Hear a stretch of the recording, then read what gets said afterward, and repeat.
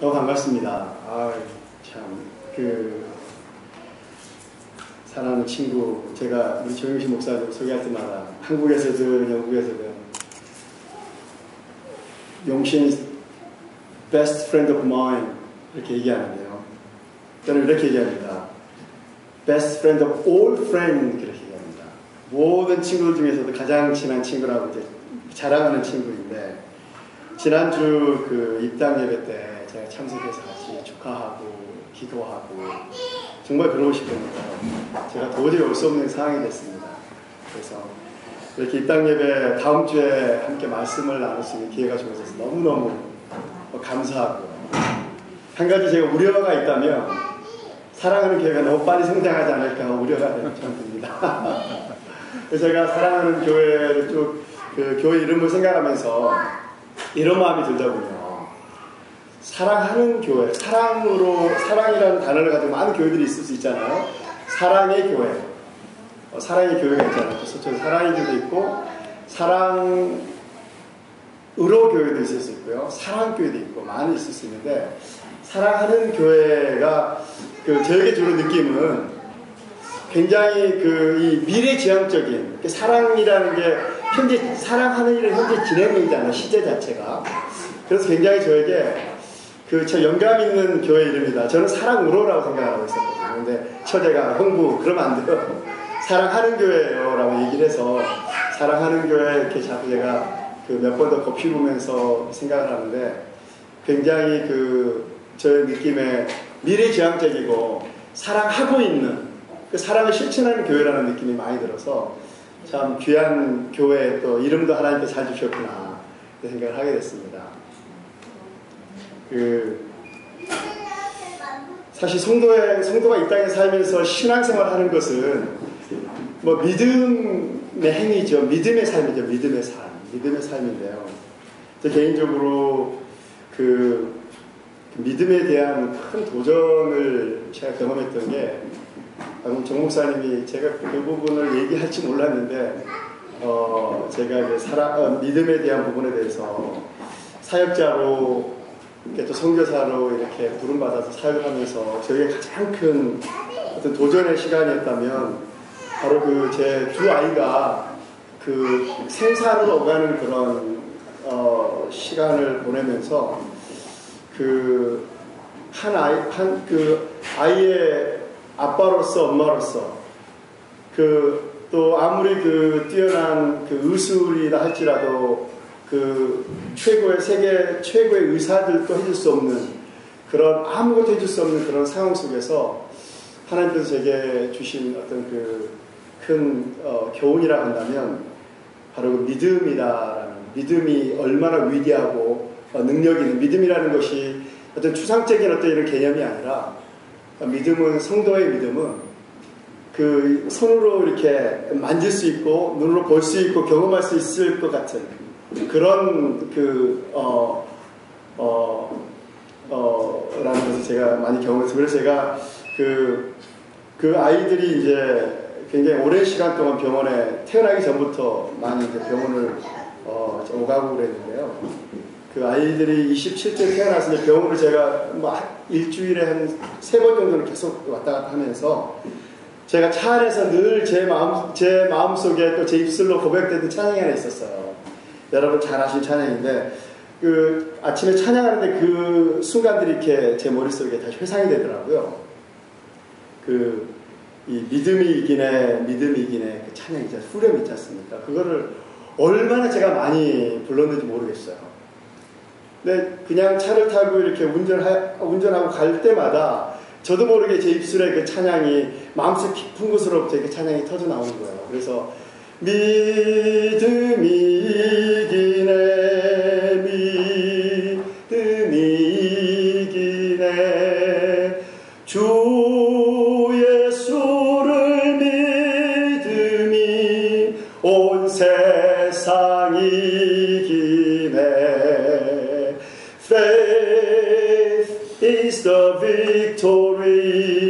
Faith is the victory. Oh, glorious victory. that overcomes the world. 제가 찬양을 이렇게 계속 부르면서 이 의는 믿음으로 말미암아 살리라라고 말씀하지 않습니까? 성경에. 그게 이제 하박국 2장 4절에 처음 이렇게 하박국 선지자가 기록한 말씀을 야고보도 마찬가지고 사도 바울도 몇 번에 인용을 하지 않습니까? 그래서 제가 궁금하고 그 말씀이 어떤 이 정황 가운데 문맥 속에서 기록되어 있는지를 알고 싶어서요. 한번 좀 스터디를 해봤더니 그 신약 성경에 나타난 신약 성경의 저자들이 인용한 부분하고 구약 성경에 원래 최초에 등장한 나타나는 그 본문하고는 좀 차이가 있더라고요. 그래서 구약의 하박국서 2장 4절에 그 의인은 믿음으로 말미암아 살리라라는 그 구절을 가지고 공부를 하는데요. 거기에 제가 놀라운 걸 발견했습니다. 의인은 믿음으로 말미암아 살리라라는 그 표현 앞에 뭐가 있냐면요. 의인은 그의 믿음으로 말미암아라는 그의라는 이 접두어가 있어요. 이 히브리서에. 그래서 제가 거기서 스터디를 해보니까 그 구약 성경의 하박국서의 표현은 뭐냐면 의인은 하나님의 믿음으로 말미암아 산다는 겁니다. 하나님의 믿음. 그래서 제가 그 말씀을 이렇게 묵상하면서 예수님을 내가 고백하고 마음에 모셔드릴 때 하나님의 믿음이 내 안에 들어가 있구나. 그걸 제가 알게 된 거예요. 하나님의 믿음이 내 안에 들어와서 그 믿음이 우리를 이끌어가는 겁니다. 오늘 목사님 말씀에 처음에 찬양도 하시면서 말씀하신 것처럼 우리에게는 하나님을 예비하고 하나님을 찾으면 아무런 자격이나 조건이 없는 자들 아닙니까? 철저하게 죽어있는 하나님을 향하여 아무런 영적인 감각을 가질 수 없는 존재들이라는 거예요. 하나님께서 우리에게 믿음이라는 이 위대한 선물을 주셔서 그 믿음이 우리를 예배의 자리로 하나님을 찬양하는 자리로 하나님을 예배하고 경배하는 자리로 하나님을 영광스럽게 하는 그 자리로 우리를 끊임없이 끌어간다는 겁니다. 그래서 히브리서 11장의 그 믿음의 선진들의 삶이 바로 그런 것들이었던 거죠. 그래서 참 그 믿음의 위대함들에 대해서 그래서 제가 사랑하는 교회를 생각하면서 참 말씀드렸지만 너무 빠르게 성장하면 어떠겠나라는 그런 마음에 왜냐면 우리 정 목사님의 안에 있는 믿음이 모든 성도들의 믿음이 왔지만 그 믿음이 로마서 1장에 그 말씀이 있지 않습니까? 믿음으로 정확한 제가 표현을 위해서 제가 찾아서 말씀드리겠습니다. 믿음으로 말미암아 믿음에 이르게 한다는 그 표현 있지 않습니까? 로마서에 그 첫 번째 믿음이 하나님께 우리에게 주신 믿음이라면 선물로 우리 가운데 부어주신 믿음이라면 이 믿음을 선물로 부여받은 성도들은 그 믿음 안에서 하나님을 더욱더 예배하고 말씀과 또 기도와 하나님과의 교제 안에서 그 믿음 안에 성장해 갈 책임이 우리에게 있는 거죠. 그래서 제가 바라보는 정 목사님의 믿음의 분량은 너무너무 크기 때문에 하나님께서 앞으로 하실 일들에 대한 기대가 많이 되고요. 또 여러분과 함께 이 사랑하는 교회를 이렇게 아름답게 하나님이 원하시는 기뻐하시는 교회로 세워나감으로 인해서 우리 성도님 기도하신 것처럼 지역과 또 이 나라와 또 중국과 열방을 품고 하나님 앞에 쓰임받는 그런 교회가 됐으면 참 좋겠다. 또 그런 기대를 하는 데 있어서 그냥 막연한 기대가 아니라 저에게는 어떤 이미 이루어진 기대가 있어요. 제 마음에는. 정말 하나님 앞에서 사랑하는 교회가 얼마나 귀하게 쓰임받을까 마음의 설렘이 있습니다. 정 목사님 소개해 주셨지만 저는 런던 남부에요. 런던 시내에서 한 30분 정도 떨어진 곳에 멀란드 라이즈라는 교회에서 지금 사역을 하고 있습니다. 한국 광명교회에서 이제 파송된 선교 사역을 하면서 현지 교회에서 사역을 하는데요. 예전에 제가 웨일즈에서 사역을 한 5년 가까이 한 적이 있었습니다. 5년 사역을 했는데 제가 웨일즈에서 이제 원래는 웨일즈로 다시 제가 들어가야 되는데요. 파송을 받고 현지 저희 파송교회에서 김남진 선교사님 굳이 웨일즈로 가지 말고 런던이 아무래도 전략적이고 또 여러 가지 면에서 사역들을 더 이렇게 효과적으로 이뤄나가는데 좋은 지역이 아닙니까? 라는 그 말씀을 듣고 제가 이제 런던으로 런던의 사역의 선교 사역의 베이스를 이제 두기 위해서 준비를 하고 있었는데요. 여러분 영국이 네 나라로 구성되어 있지 않습니까? 유나이티드 킹덤 하면은 잉글랜드와 스코틀랜드와 웨일즈와 노던 아일랜드 이렇게 네 나라로 구분이 되어 있는데요. 제가 웨일즈에 이제 오랫동안 있다 보니까 성도님들이 런던으로 제가 이제 이렇게 사역지를 옮겨서 간다고 했을 때 너무 반대를 하시는 거예요. 그래서 제가 참 어려운 시간을 가졌습니다. 그러니까 작년이죠. 재작년에 걸쳐서 알고 보니까 이분들이 이 웨일즈에서 런던으로 옮기는 것을 그냥 도시에서 도시로 옮긴다 생각하지 않고 다른 나라에서 또 다른 나라로 옮긴다고 생각을 하는 거예요. 저도 어느 정도는 웨일즈 분들이 잉글랜드 사람들을 향해서 굉장히 좀 좋아하지 않는 감정을 갖고 있다는 걸 알았지만은 그 정도인 줄은 몰랐어요. 그래서 하나님께서 또 이제 은혜로 인도를 받아서 런던에 이제 사역을 시작하게 됐는데요. 제가 첫 번째 느낀 제가 경험하게 된 게 뭐냐면은 너무 다른 거예요. 제가 웨일즈에서 소위 런던의 영국에 대한 어떤 여러 가지 문화적인 이해들을 했다 생각을 했는데요. 런던에 가보니까 웨일즈 분들은 우리 한국 사람처럼 침략을 많이 받았습니다. 그래서 어떤 피해자 의식이 좀 있는 반면에 잉글랜드 사람들은 늘 다른 나라를 침략하고 또 이렇게 많은 나라를 다스렸던 경험이 있는 사람들이라서 제국주의의 어떤 마인드가 있는 거예요. 그래서 제가 작년 11월 달부터 이제 지금까지 1년 조금 넘게 사역을 하고 있는데요. 보면서 참 다르구나라는 걸 많이 느꼈어요. 그러면서 제가 이제 사역하는 교회가 성도님이 한 150명 정도 모이는 교회인데요. 작은 교회는 아니죠. 영국 교회이고. 그런데 이 교회에서 감사하게도 한국 사람을 거의 백인 교회입니다. 거의 99%가 백인 교회인데요. 한국 사람을 부목사로 이렇게 청빙을 해서 사역을 하게 하는 게 참 놀라운데 어떻게 사역이 이루어지겠는가 하는 게 저에게 큰 도전이었습니다. 왜냐하면 이분들이 저를 청빙을 했는데 혹시 실망하면 어떻게 되겠는가?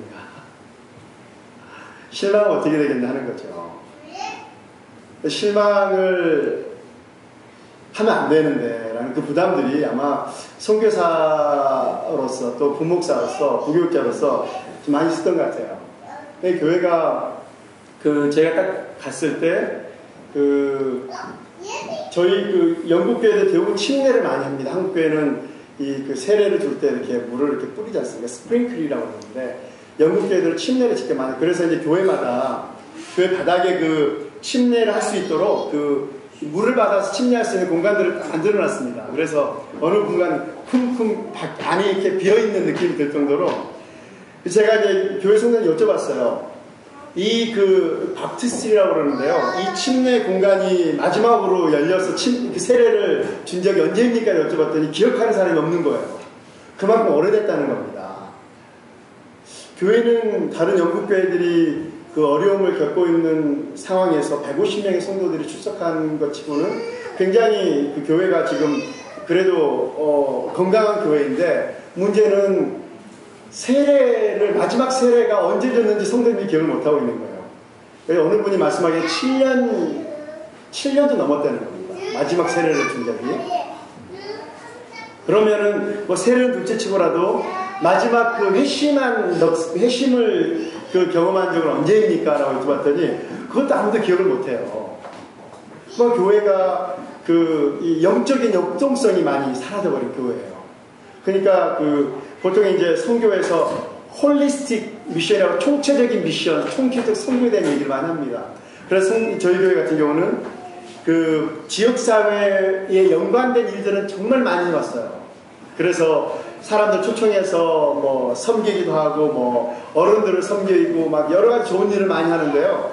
궁극적으로 그 많은 일들을 통해서 교회가 하고자 하는 것은 복음을 전하는 것이 궁극적인 목적이잖아요. 근데 복음을 전하지 못하는 교회가.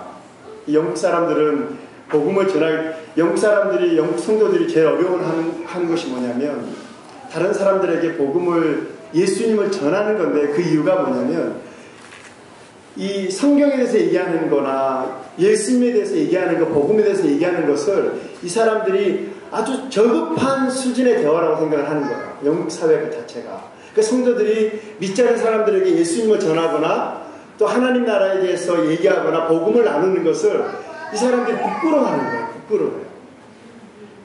직접 고백을 하세요. 이제 성도님들이 굉장히 움츠러드는 거예요. 그러다 보니까 성도님들이 그런 음식을 장만해서 사람들을 교회 초청해서 막 하는 거는 너무너무 잘하는 거예요. 그러나 복음을 전하라 하면요, 사람들이 완전히 그냥 쥐구멍을 찾을 정도로 그렇게 힘들어합니다. 영국 성도님들이. 제가 오기 전, 이번에 한국을 제가 지난주에 들어왔는데요. 들어오기 전까지 정 목사님 아실 텐데 저희가 알파 과정, 여러분 알파 코스 아시죠? 알파 코스가 영국에서 시작된 복음을 전하는 그 과정이에요. 그래서 11주에 걸쳐서 제가 오기 바로 그 전주까지 해서 마치고 왔어요. 마치고 왔는데 저는 제가 얼마나 간절히 기도했겠어요. 하나님, 선교사로 또 이 부교육자로 이 교회에 인도해 주셨는데 하나님, 하나님이 역사하시는 증거를 보여주십시오. 근데 저희가 이제 지난 5월 달에 그 증거는 보긴 봤어요. 근데 그 증거가 영국 현지인이 아니었고 제 친구 일산에 있는 제 아는 목사님이 조카, 여자 조카 남매인데요. 유럽을 여행하는데 영국의 런던에 5일을 머문다고 그래서 저희 집에 머물 수 있겠냐 부탁을 하시길래 보내라고 그랬죠. 근데 공항에서 저희가 딱 그 남매를 픽업해서 이제 집에 가는 그 고속도로에서부터 자연스럽게 복음을 전하게 되는 거예요. 근데 보통 여러분 복음을 전하시면 그 사람이 복음에 대한 반응이 없으면요, 몇 번 전하다가 안 되잖아요. 왜냐하면 이 영적인 거기 때문에 복음을 듣는 사람이 반응이 없으면 전하는 자가 지치거나 아니면 중간에 자연히 대화가 이렇게 다른 쪽으로 흘러가게 되는데 이 남매를 그 차에 뒤에 태우고 집에 가는 길에 이 복음을 전하는데요. 제가 전에 복음을 전해보지 못한 그 방법으로 하나님께서 복음을 전하게 하시는 거예요. 제가 은혜가 되는 거예요. 제가 복음을 나누는데 복음을 나누는 그 내용들을 제가 말하면서 제 스스로 듣잖아요. 이상한 거예요. 그날부터 시작해서 5일 동안 머무는 동안에 제 차하고 저하고 시간이 날 때마다 함께 있는 그 시간마다 복음을 전했어요. 이 남매에게. 그런데 저희 집을 떠나기 바로 전날 이 남매가 한 번도 교회를, 불교 집안입니다. 부모님이 다. 아는 목사님만 이제 목사님이 되고 모든 형제들이 다 불교 집안인데요. 이 남매도 교회를 나가본 적이 없는 남매인 거예요. 근데 복음을 너무너무 잘 받아요. 그래서 제 처하고 제가 이렇게 보내서 안 되겠다. 이 남매에게 복음을 듣고 결단할 수 있는 기회를 주자. 그래서 저희가 이제 얘기를 했죠. 우리가 여러분을 그리스도를 만들 수 있는 게 아닙니다. 그러나 우리의 바람이라면 우리가 누리는 이 복음 안에서 누리는 기쁨과 감격, 영생에 대한 소망을 그 친구들이 좀 같이 좀 누리는 자가 됐으면 좋겠다 하고 저희가 마지막 복음을 이제 총정리해서 전했죠. 그래서 제가 복음 초청했습니다. 그랬더니 남매가요, 마음을 활짝 열고 목사님하고 사모님처럼 저희도 목사님, 사모님 누리는 그 영생의 기쁨, 구원의 기쁨을 누리는 삶을 살기를 원한다는 거예요. 그래서 그 자리에서 이 남매가 마음을 열고 예수님을 모셔드렸어요. 그 다음에 떠났거든요. 그게 저에게 첫 열매였어요. 지난 5월 달에. 하나님, 우리는 이 열매가 너무너무 감사한데 저희가 원하는 열매는 이 백인 코쟁이들입니다. 백인들. 그리고 이제 저희가 그 첫 열매를 봤지만 이번에 알파를 12주 동안 쭉 이제 진행을 하면서 아침마다 기도하는 하나님, 열매를 주십시오. 13명이 12주 동안 참석을 했는데요. 제가 떠나오기 마지막 알파가 끝나는 그 주까지 아무런 소식이 없었어요. 소식이 없어서 하나님께서 또 이렇게 한 번은 열매 없이 한번 진행하게 하셨구나. 그러나 이분들이 11주 동안에 얼마나 기뻐했는지 몰라요. 교회 와서 성도들이 이제 돌아가면서 홈그룹, 11개 홈그룹이 돌아가면서 음식을 준비해주고, 정말 우리가 할 수 있는 모든 사랑을 부어버린 거예요. 13분에게. 아무도 교회 다니는 사람들이 아니거든요. 너무너무 좋아하고, 남진 감사하고, 정말 어떻게 교회가 이럴 수 있느냐 하면서 막 본인들이 표현할 수 있는 것들을 다 표현하는 거예요. 그러나 제 마음엔 하나님, 이걸로 저는 만족이 안 됩니다. 열매를 주십시오, 열매를. 한국에 제가 그리고 지난 수요일에 한국 왔지 않습니까? 근데 목요일날 제가 이렇게 페이스북에 메시지를 주고받는 공간이 있습니다. 1대1로 메시지 주고받는 공간에 연락이 와서 열어봤더니요. 그 가운데 폴하고 세라라는 이 커플이 이제 부부가 참 한 50대 초반의 부부였거든요. 근데 메시지를 읽어보니까 제가 깜짝 놀란 거예요. 제가 정말 따뜻한 소식을 여러분하고 좀 나누는 건데요. 폴이라는 50대 초반에 사업하시는 분인데, 뭐라고 저에게 연락을 했냐면, 남진, 내가 한국에서 일정을 맞춰 영국으로 돌아오면, 우리 부부에게 세례를 줄 수 있냐는 거예요, 세례를. 여러분 글을 읽으면서 얼마나 제 마음이 뛰었겠습니까? 갑자기 삼층처럼 올라가는 기분인 거예요. 그래서 저는 영국 사람들이 좀 종교성 있는 사람들이 있어서 저는 그냥 세례를 어떤 종교적인 어떤 행위로서의 세례를 원한다면은 제가 가서 또 이렇게 확인해 봐야 되는데, 그 뒤에 이제 설명을 했더라고요. 자기의 과거의 삶을 다 정리하고 십자가에 다 내려놓고 예수님의 보혈로 다 씻김받고 새로운 삶을 살기를 원한다는 거예요. 얼마나 감사한지요. 그래서 이번에 가면 제가 그래서 교회에 목사님이나 저희 목사님은 위클리프 성경 번역 선교회 국제 총재 사역을 하시는 분이세요. 워낙 사역이 바쁘시다 보니까 이 교회 사역에 많이 집중을 못 하시는데, 이제 알파를 제가 진행하면서 제가 이제 전도와 기도 사역을 담당하는 부목사거든요. 그래서 이제 모든 사람이 열매를 원하는데, 제가 그 소식을 듣고 이 소식을 목사님과 장로님들에게 알릴까 하다가 제가 결정을 했습니다. 영국 들어갈 때까지 아무에게도 얘기하지 말자. 여러분에게 처음 말씀드리는 거예요, 지금. 들어가서 이제 제가 이번 주 수요일 날 영국에 도착하는데, 목요일 오전에 저희가 이제 교육제가 있고 저녁에는 당회가 있어요. 그 두 미팅을 제가 다 참석을 하는데요. 가서 직접 이 소식을 전하려고 해요. 그래서 그분들의 모습을 보고 싶어서 제가 선교사의 기쁨은 그런 것 같아요. 복음을 전하고 그 복음을 듣는 자들이 예수님을 그들의 마음에 모셔드리고 영생의 기쁨을 누리는 것, 그래야 그들의 삶 가운데 변화가 일어나는 것들을 보는 것, 그게 선교사에 있어서 가장 큰 기쁨이 아닌가 싶습니다. 제가 이제 선교 한국의 파송 선교다 보니까 여러 가지 다른 사역들을 많이 하거든요. 예를 들어 이제 영국 교회는 70%가 영국 교회 70%가 주일학교가 없습니다. 주일학교가 운영하기 싫어서 없는 게 아니라 아이들이 없는 거예요. 아이들이. 그래서 70%의 영국 교회는 주일학교가 없는데요. 그래서 선교사로서 하나님, 영국 교회를 섬길 때 어떻게 섬겨야 될까요? 라고 기도를 하는 과정에 하나님께서 이제 다음 세대에 대한 마음을 많이 주셨거든요. 그래서 저희 교회가 큰 도전에 직면했었습니다. 제가 작년 11월 달에 사역을 시작하면서 12월에 이제 교육자 회의를 하는데, 이 교육자 회의에서 이런 얘기가 나왔습니다. 2012년에는 우리 교회에서 여러분 성경학교를 할 수 없습니다라는 얘기를 하는 거예요. 근데 긴 이야기를 짧게 말씀드리면, 그 이유가 사람이 없다는 거예요. 맨파워가 없다는 거예요. 그러냐고.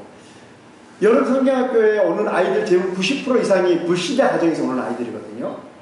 그런데 여러분, 영국교회가 이토록 지금 급속하게 쇠퇴해가고 영적으로 많은 성도들이 감소해 가는데, 다음 세대에게 복음을 전하지 않는다면 영국교회에 어떤 소망이 있겠습니까, 여러분? 또 어린이들은 다음 영국의 미래의 교회들인데, 그래서 제가 정말 사람이 없어서 여러분 성경학교 못한다면은 내가 사람을 데려오겠습니다. 장담을 한 거예요. 그래서 제가 북미의 저희 동문들에게 이메일을 쫙 돌렸어요.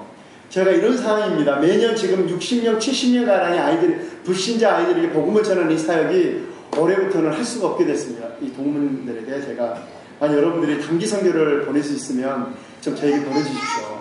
그래서 이번에 올 여름에 캐나다에서 저희가 토론토에 있는 교회에서 10명의 그 2세들이 왔어요. 왔는데 이 청소년, 그 1.5세 2세들이 너무너무 사역을 잘하고 하는 거예요. 그래서 저희 교회 입장에서는 정말 어떻게 이런 그 은혜를 우리 교회가 누리게 되는지 모르겠다는 거예요. 선교사로서 현지 교회에 이렇게 사역을 하면서 여러 가지 섬길 수 있는 사역의 내용들이 참 많지만은 아이들에게 복음을 전하는 거 이런 다양한 어떤 그 리소스를 동원해서 이 사역들을 진행하는 것도 참 필요하지만은 선교사 개인으로서는요. 이런 많은 일들, 기도 사역뿐만 아니라 뭐 다양한 뭐 아이들 비전 출입, 한국교회에서 오는 비전 출입들, 또 다양한 목사님들이 또 여러 가지 필요에 의해서 저에게 요청하는 사역들이 있긴 한데 너무너무 바빠질 수 있는 사역인데요. 제가 하나님 앞에 이렇게 겸손히 무릎 꿇을 때마다 제 마음에 주시는 말씀이 뭐냐면, 제가 전하는 복음을 통해서 한 사람 한 사람이 변화되는 거, 그것이 하나님이 기뻐하시는 거고, 그것이 선교사로서 어떤 이 정체성이라고 여겨질 정도로.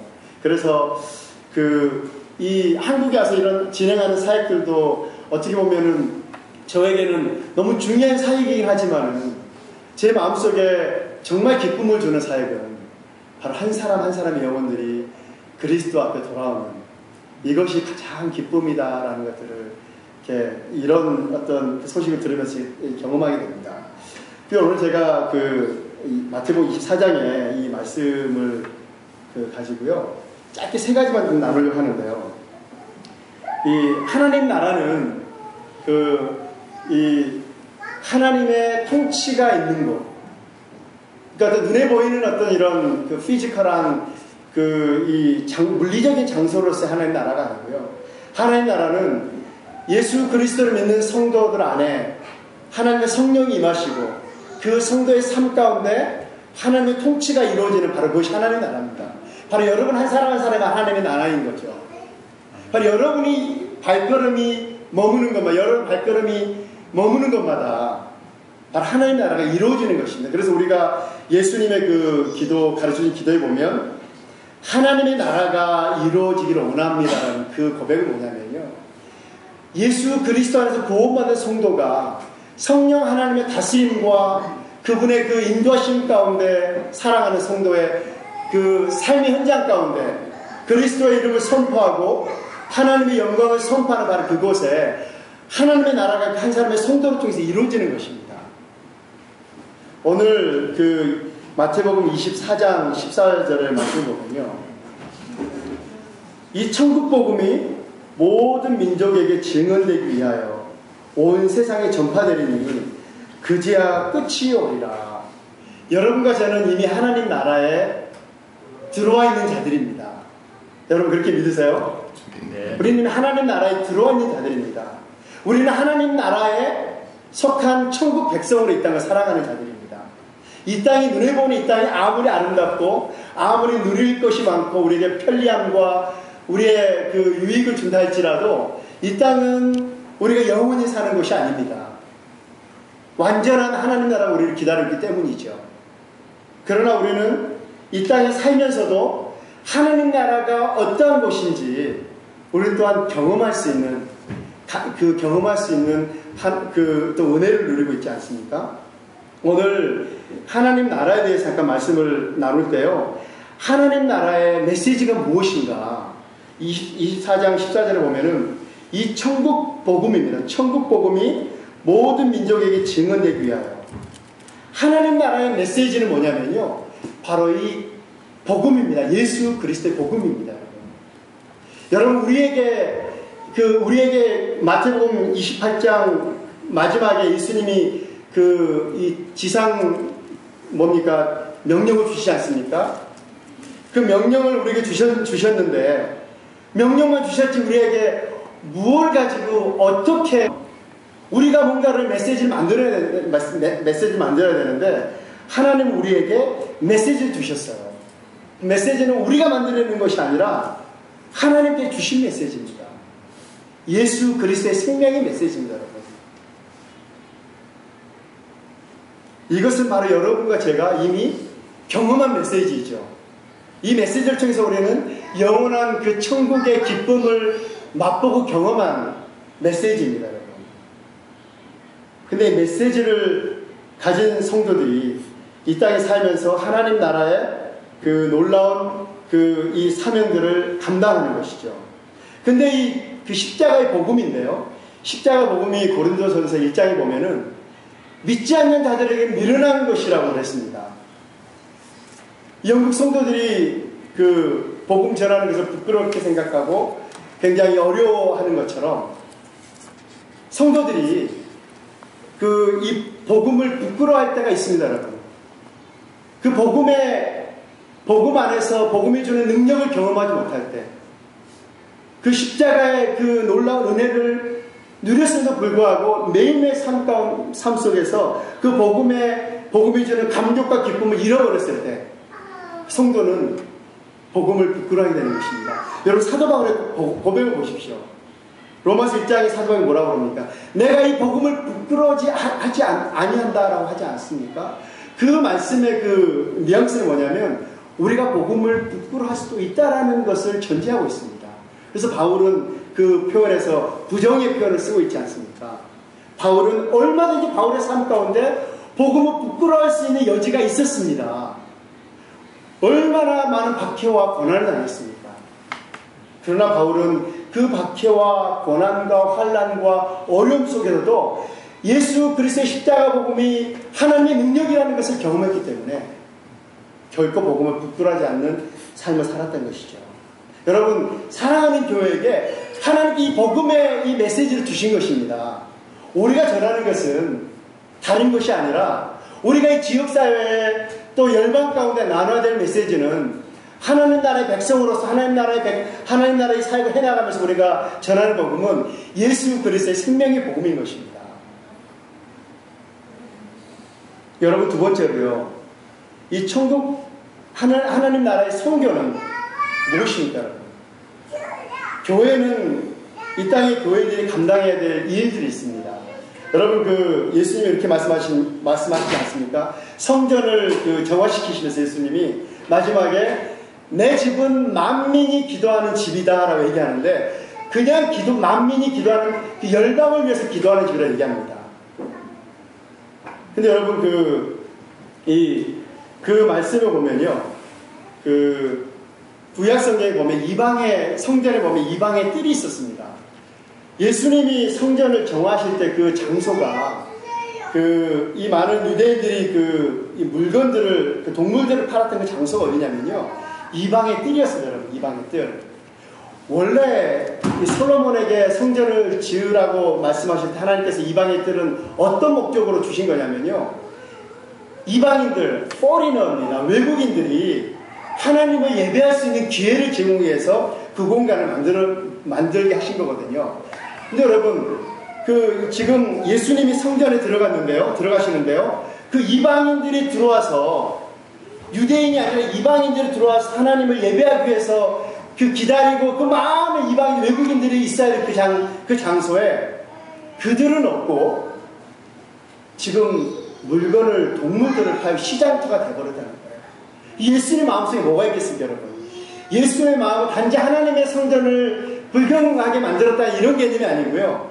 그 개념이 뭐냐면 예수님은 유대인들만을 위해서 오신 예수님이 아니라 온 세상을 위해 오신, 온 세상의 메시아로 오신 분이었기 때문에 예수님이 성전에 들어가실 때 예수의 마음은 그 수많은 외국인들이, 이방인들이 그곳에 들어와 하나님께 예배하기 위해서 모여있는 것을 보기 원하셨을 거예요.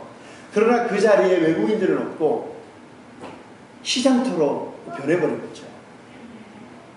여러분, 예수님의 사역 속에 이 사역을 쭉 보시면요, 예수님은 유대인들에게 회당에서 복음을 많이 전하셨지만은 예수님의 갈릴리 주변의 그 사역을 보면은 예수님이 얼마나 이방인들을 향한 열방을 향한 선교적인 사명을 하나님 나라 일들을 그 의도적으로 진행해오면 잘할 수 있습니다. 여러분 교회나 개인이나 우리가 이 땅에 살면서 하나님 앞에 우리가 끊임없이 잊지 말아야 될 것은 우리는 다른 사람에게 축복을 전해주는 자로 열방에게 예수 그리스도 알지 못하는 자들에게 복음을 전하고 하나님 나라 일들을 말하고 그래야 우리가 그들에게 축복이 되는 자로 살아야 된다는 것입니다. 하나님께서 아브라함을 부르실 때 여러분 우리가 이미 영적으로 아브라함의 자손 아닙니까? 그 아브라함에게 하나님께서 말씀하시고 그대로 우리에게도 적용이 된다고 전제를 했을 때 하나님께서 아브라함에게 그런 말씀하십니다. 내가 너와 네 자손을 축복할 것이다. 그리고 하나님 마지막에 뭐라고 하시냐면요. 그 모든 너와 내 자손을 축복한 이유는 거기에 그 목적들이 나옵니다. 여러분. So that, 영어에서는 so that 이렇게 얘기하는데요. 그 이유는 이렇다. 내가 너를 열방의 축복으로 만들 것이다. 열방이 너로 인하여 축복을 받을 것이기 때문이라고 얘기합니다. 여러분 이게 바로 여러분 개인에게 주신 사명이요. 교회에게 주신 사명입니다. 사랑하는 교회들만이 성장하고 이 안에서 은혜를 누리고 우리 안에 우리들만의 리그가 아니라 우리 안에 보신 하나님의 은혜와 축복이 이 지역과 이 민족과 열방 가운데 흘러가야 된다는 것입니다. 그럴 때 하나님의 교회의 존재의 목적이 회복되는 것이죠. 여러분 지금 유럽은요 그 오디앙 6대주 가운데 지금 유일하게 교회가 성장하지 않는 대륙이 되어버렸습니다. 과거에 복음을 전해받은 그 복음을 열방 가운데 전했던 영국이요. 지금은 얼마나 영적으로 심각한 쇠퇴와 또 영적인 그 어려움을 겪고 있는지 모르겠습니다. 많은 교회들이 모스크나 또 아파트나 술집이나 카지노나 이런 변화인지 모르겠어요. 그 제가 살고 있는 그 교회 주변에도 교회들이 5명, 10명만 이렇게 출석하는 교회들이 있어서 곧 이제 뭐 문 닫는 것은 시간 문제가 돼버린 교회들이 많습니다. 영국 교회를 보면서 참 제가 갖는 그 도전은 뭐냐면요. 영국 교회만의 문제가 아니라 이것이 참 조국 교회의 문제로 제게 여겨진다는 게 참 마음이 아픕니다. 영국 교회를 가장 잘 묘사해주는 교회가 계시록에 나타난 7교회 중에 아마 라오디게아 교회가 될 테인데요. 라오디게아 교회를 향해 예수님이 책망하시지 않습니까?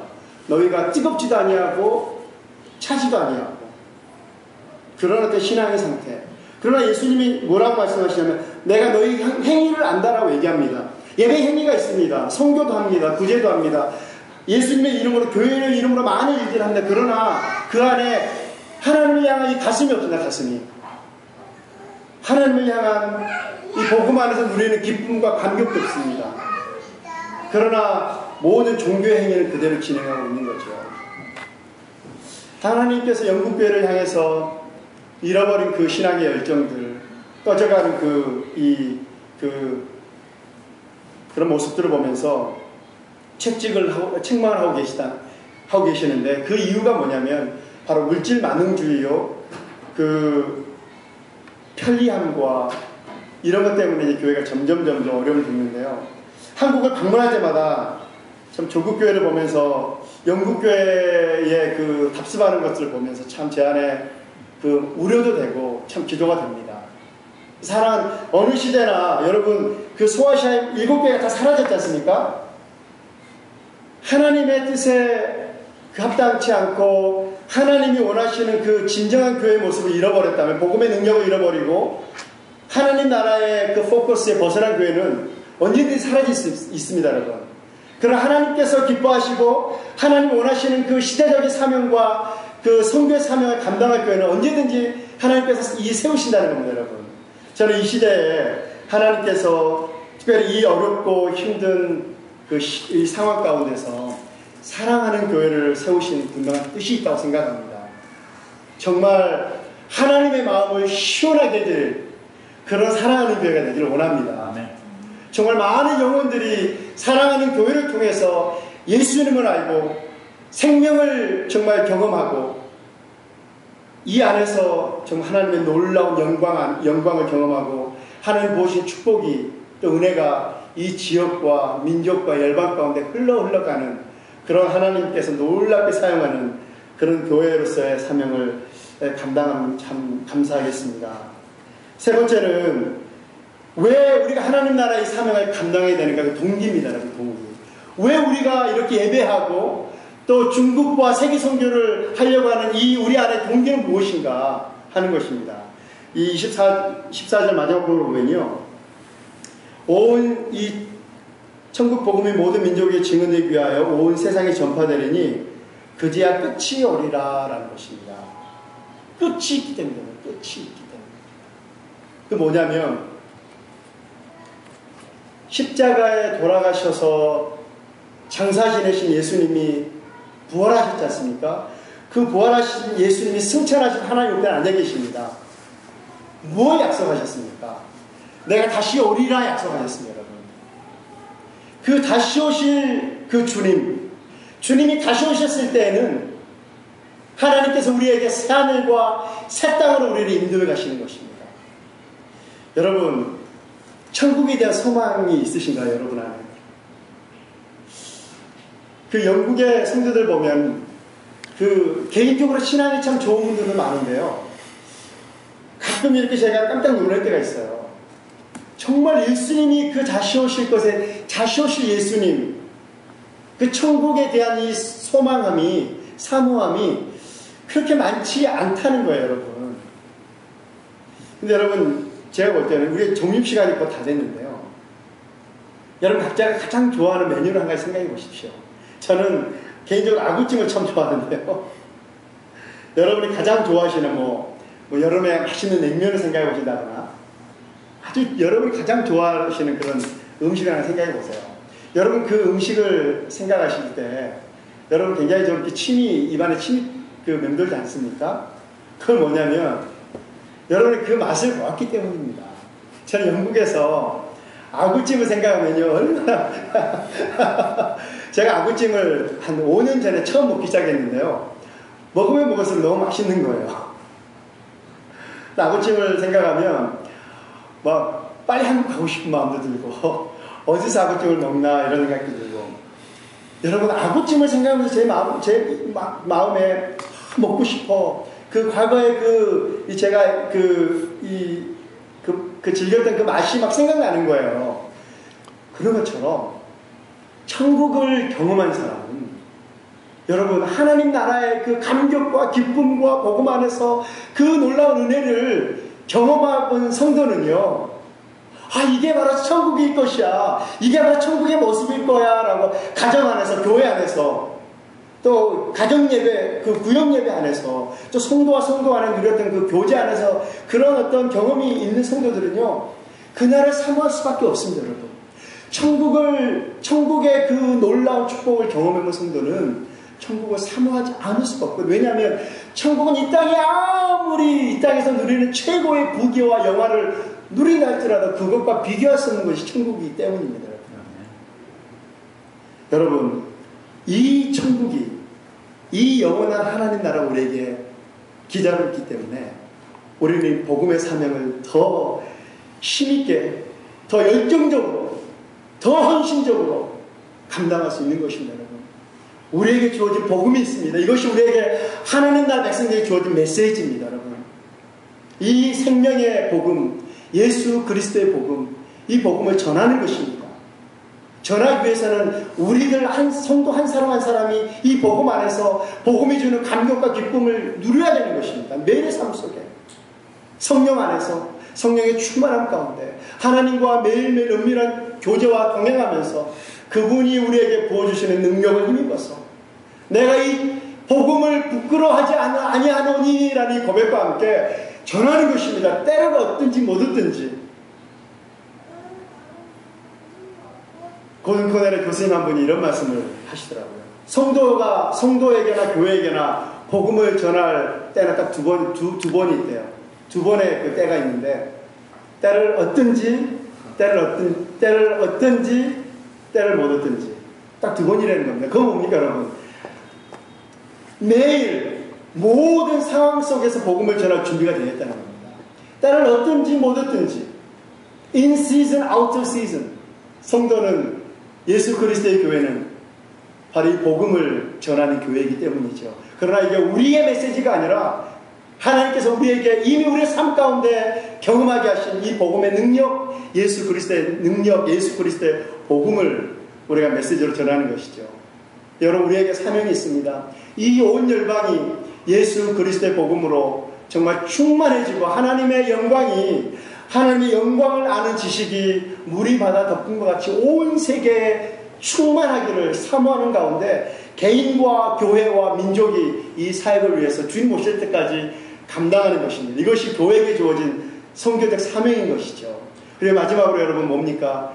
우리는 이 예수 그리스도의 십자가의 복음을, 이 메시지를 전하는 자로, 또 열방의 복음, 이 선교 사역을 감당하는 자들로서 우리의 마음속에 끊임없이 우리를 이 사역에 지치지 않고 감당할 수 있게 하는 것은 뭐냐면 바로 주님이 오신다는 겁니다. 예수 그리스도께서, 만왕의 왕이시오 만유의 주이신 예수 그리스도께서 부활의 그 능력을 우리에게 부어주신 예수 그리스도께서 다시 오신다는 것입니다. 여러분, 눈물도 없고 고통도 없고 죽음도 없는 영원한 나라가 우리를 기다리고 있습니다. 여러분, 사랑하는 교회 형제자매 여러분, 이 교회에게 주신 사명, 여러분 개인에게 주신 사명, 교회에게 주신 사명 붙잡고 하나님 앞에 정말 헌신하고 더욱더 열정을 품고 하나님과 매일매일 동행하면서 정말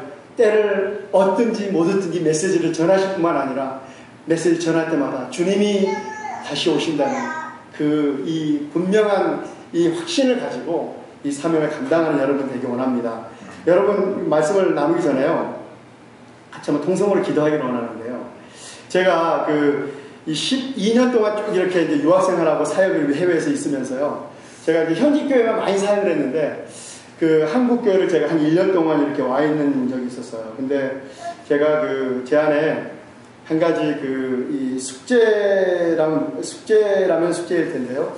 어떻게 하나님이 유럽에서 한국교회가 어떻게 유럽을 선교할 수 있습니까? 라는 게 저에게 한 가지 이 고민이었거든요.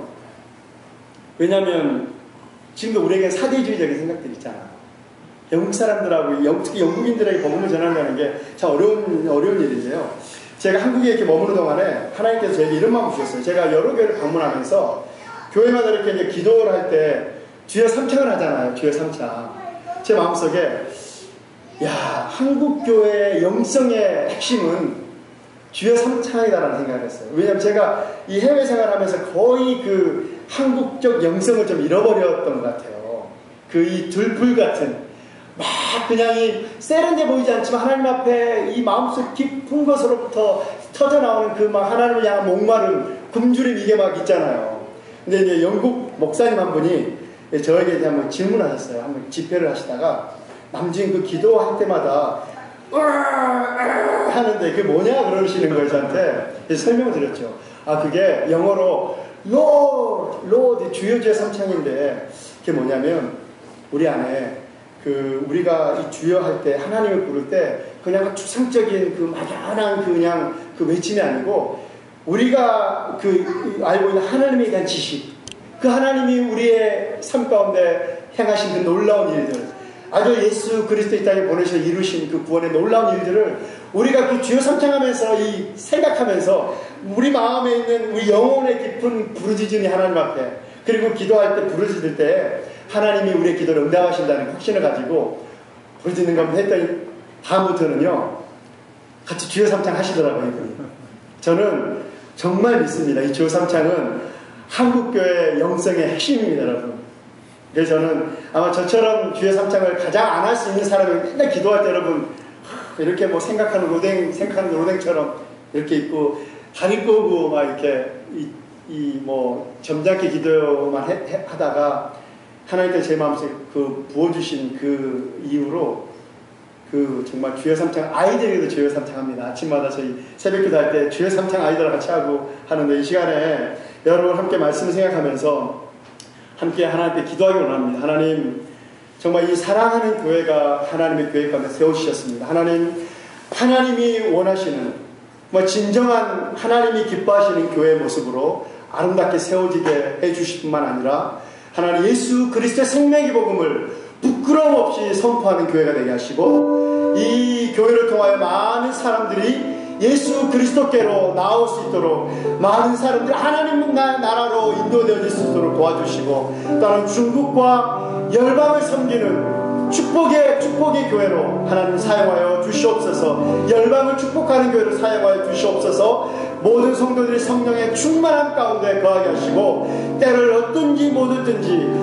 하나님의 복음을 증거하는 성도들, 또 무엇보다도 다시 오시마 약속하신 예수님을 생각하면서 이 땅을 하나님 순례자와 같은 마음으로 하나님 앞에 헌신하며 하나님 다시 오실 주님을 사모하는 마음으로 하나님 정말 매일매일 하나님과 동행하는 그런 삶, 하나님을 사모하며 고대하며 다시 오실 신랑 되신 예수 그리스도를 사모하는 그런 성도들이 되게 해달라고, 우리 모두가 되게 해달라고 한번 기도하기를 원합니다. 같이 주여 삼창하고 한번 기도하겠습니다.